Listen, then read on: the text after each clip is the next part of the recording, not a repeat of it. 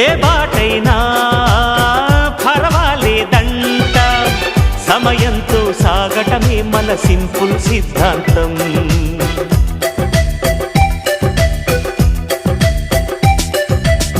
చిరుగాలికి పరిమళమిచ్చే సిరిమల్లెల వనమై ఉందాం, గగనాన్ని నేలను కలిపే హరివిల్లుల వంతెన అవుదాం.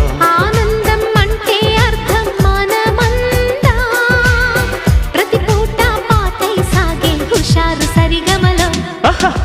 ఎన్నో ఎన్నో రాగాలుండే సంగీతం కాదా, చల్లకి నవ్వుల కేరింత.